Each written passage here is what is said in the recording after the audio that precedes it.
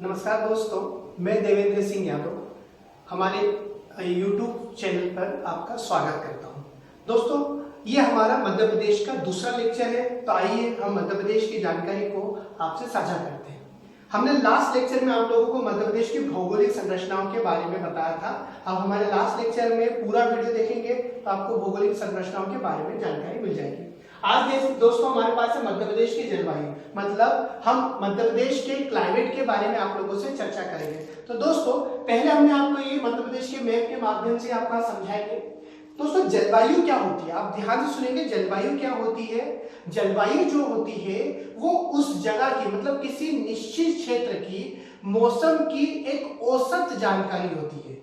जलवायु, जब मैं क्लाइमेट की बात करता हूं, मैं फिर से बोल रहा हूं दोस्तों, 3 अंक में लिखने को आ सकता है कि जलवायु जो होती है किसी निश्चित क्षेत्र की, एक पर्टिकुलर क्षेत्र की औसत जो वहां के जो औसत जो जलवायु होती है वो उसको क्लाइमेट कहा जाता है।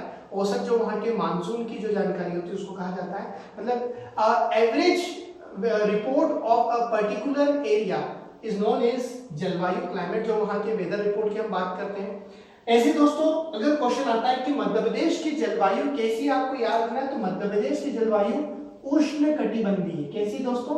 उष्णकटिबंधीय, मतलब सब ट्रॉपिकल है। सब ट्रॉपिकल इसलिए कहते हैं क्योंकि tropic of cancer Madhya Pradesh के 14 जिलों से होकर गुजरती है। मैंने आपको बताया था 14 जिलों से होकर के। तो मध्य प्रदेश की जलवायु कैसी है? मतलब मानसूनी जलवायु है, आपको ये भी याद रखना है। दोस्तों, एक शब्द और आता है मानसून। मानसून क्या है? पवनों के प्रवाह को मानसून कहते हैं। मतलब जो विंड का जो फ्लो बनता है या जो ब्लोइंग उसकी जो डायरेक्शंस होती है उसको हम मानसून कहते हैं। तो पवनों के प्रवाह को मानसून कहा जाता है। मतलब जो एक एग्जैक्ट पोजीशन पता चलती है कि विंड कहां से कहां फ्लो रही है और उस फ्लो को हम मानसून कहते हैं।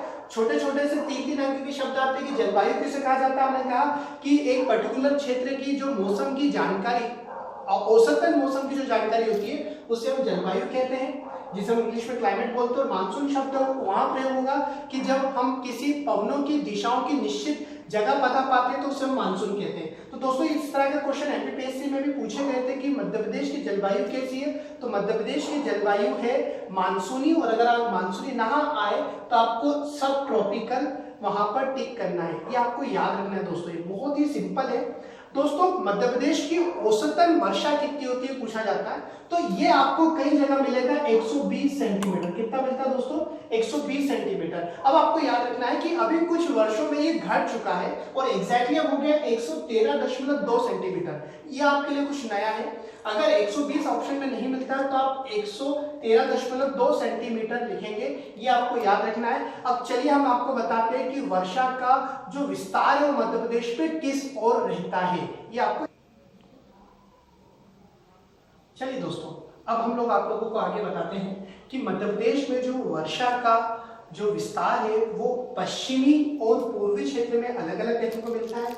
हमने डायग्राम के माध्यम से आप लोगों को बताने की बात करी है।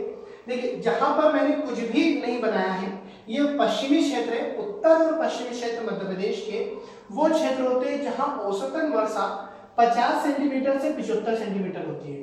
मतलब मैं इधर मंदसौर से लेके नीचे बड़वानी तक और इधर भिंड, मुरैना, श्योपुर वाले जिलों की बात करूं तो यहाँ पर जो औसतन वर्षा होती है वो 50 से 75 सेंटीमीटर के बीच होती है, जो बहुत ही कम है।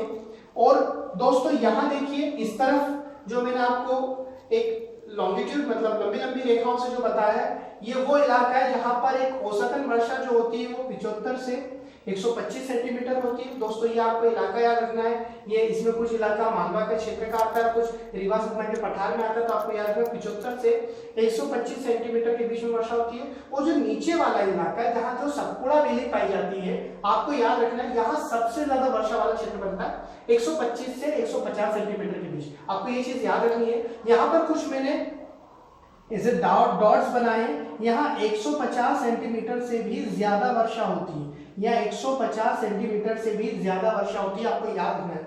दोस्तों, ये तो ठीक है, ये तो मैंने आपको वर्षा के विस्तार से बताया कि पश्चिमी क्षेत्र ज्यादा सूखा रहता है, पूर्वी क्षेत्र ज्यादा हरा भरा रहता है, यहाँ वर्षा का जो प्रतिशत है वो ज्यादा होता है। तो नो डाउट यहाँ पर इस तरह वाले क्षेत्र में वन क्षेत्र जो होंगे वो बहुत ज्यादा देखने को मिलते हैं, तो आपको ये चीज याद रखनी है। दोस्तों ये पूछा जाता है कि मध्य प्रदेश का सबसे ठंडा स्थान या सबसे गर्म स्थान या सबसे ज्यादा वर्षा वाला स्थान और सबसे कम वर्षा वाला स्थान। चूंकि हम जलवायु देख रहे हैं तो मैं चारों चीज आपसे डिस्कस कर लेता हूँ। सबसे ज्यादा गर्म जो एवरेज जिला बोला जाता है कि औसतन जिला सबसे ज्यादा कौन सा होता है, तो आपको याद रखना है भिंड। भिंड में आपको याद है औसतन जो जिला सबसे ज्यादा गर्म होता है वो है भिंड, ये आपको याद रखना है। और सबसे गर्म जो पॉइंट आता है वो है गंज बासोदा।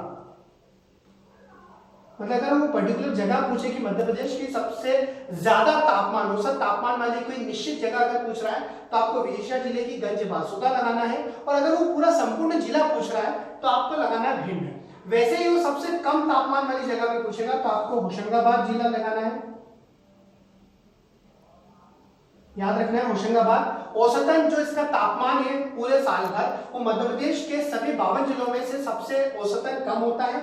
और अगर वो पर्टिकुलर जगह पूछे कि वैसे कौन सी जगह है जहां पर औसतन तापमान सबसे कम होता है, तो इसी जिले की एक जगह है पंचमढ़ी, ये आपको याद रखनी है। तो यहाँ पर पंचमढ़ी आपको याद रखना है कि पंचमढ़ी वो जगह है जहां पर सबसे कम औसत तापमान होता है। मतलब जो हाईएस्ट टेम्परेचर जाता है जिले वाइज वो भिंड में जाता है, पर्टिकुलर जगह पूछे तो गंज बासोदा। हाईएस्ट टेम्परेचर जो अगर लोएस्ट टेम्परेचर की बात करें तो जिला होशंगाबाद, पर्टिकुलर जगह की बात करें तो पंचमढ़ी। आपको ये याद रखना है, ये सबसे ज्यादा गर्म और ये सबसे ठंडा, ये चीज आपको ध्यान रखनी है। चलिए दोस्तों अब लोग हम आपसे बात करते हैं कि वर्षा का जो हमने बताया कि कहाँ पर ज्यादा होती है कहाँ पर कम, और ये भी याद रखना है कि सबसे सूखा वाला क्षेत्र क्या है। अभी हमने आपको तापमान के हिसाब से बताया कि सबसे ज्यादा तापमान कहाँ रहता है, सबसे कम तापमान कहाँ रहता है। अगर वो पूछे कि मध्य प्रदेश में सबसे सूखा इलाका या सबसे सूखा जिला क्या है, तब भी आप भिंड लगाएंगे। भिंड में औसतन वर्षा बहुत ही कम होती है और यहीं के गोहद नाम की जो जगह है वो मध्य प्रदेश का सबसे सूखा स्थान है। गोहद जो भिंड जिले में आता है सबसे सूखा स्थान, और जिले की बात करें तो आपको भिंड ही लगाना है। सबसे ज्यादा वर्षा वाला क्षेत्र पूछे तो आपको लगाना पंचमढ़ी जो होशंगाबाद जिले में आता है, और अगर पूछे कि सबसे ज्यादा वर्षा वाला जिला तो आपको बालाघाट लगाना है। देखिए दोस्तों दोनों में आंसर में थोड़ा सा चेंज हो रहा है। अगर जिला और पर्टिकुलर स्थान पूछे तो जिला है भिंड जो सबसे कम वर्षा वाला क्षेत्र है, इसी की एक जगह है गोहद जो सबसे कम वर्षा वाले स्थान है। अगर सबसे ज्यादा वर्षा वाला क्षेत्र पूछे तो होशंगाबाद का पंचमढ़ी, और अगर जिला पूछा है तो आपको लगाना है बालाघाट। तो आपको ये चीज दोस्तों याद रखनी है। अब देखिए दोस्तों हम लोग मध्य प्रदेश के जो जलवायु क्षेत्र है वो कुल 4 है। ये एक बार प्री में जरूर पूछा गया था या फिर आपका टेस्ट पेपर में पूछा जाता है कि मध्य प्रदेश की जलवायु क्षेत्र कितने हैं, तो 4 है। उत्तर का मैदान, मालवा का पठार, विंध्य पर्वतीय क्षेत्र और नर्मदा सोन घाटी, ये वो 4 क्षेत्र जो मध्य प्रदेश को जलवायु में बांटते हैं। दोस्तों जब भी जलवायु की बात की जाती है तो मध्य प्रदेश में जो मानसून का प्रवेश होता है वो लगभग 10 से 12 जून, जैसे आज 12 जून ही है तो 10 से 12 जून के आसपास मध्य प्रदेश में मानसून प्रवेश करता है।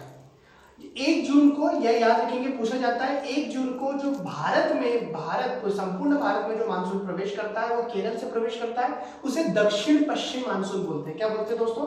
दक्षिण पश्चिम मानसून। और हमारे मध्य प्रदेश में सिर्फ ना कि दक्षिण पश्चिम मानसून ही मध्य प्रदेश की जलवायु को प्रभावित करता है, इसके अलावा अरब सागर भी और बंगाल की खाड़ी, ये दोनों ही फैक्टर जो हैं वो मध्य प्रदेश के मानसून को प्रभावित करते हैं। तो कुल 3 फैक्टर्स ऐसे होते हैं जो मध्य प्रदेश के मानसून को प्रभावित करते हैं। उसी के आधार पर हमने मध्य प्रदेश की जलवायु क्लाइमेट को 4 भागों में बांटा है। दोस्तों एक बहुत सिंपल सा चार्ट आप लोगों के लिए बनाया है कि जैसे पहला है उत्तर का मैदान, मतलब मध्य प्रदेश के उत्तर पश्चिम में जो मैदान है उसकी बात कर रहे हैं। हमने बताया भी था क्या औसतन वर्षा होती है 75 सेंटीमीटर। कितनी औसतन वर्षा होती है दोस्तों?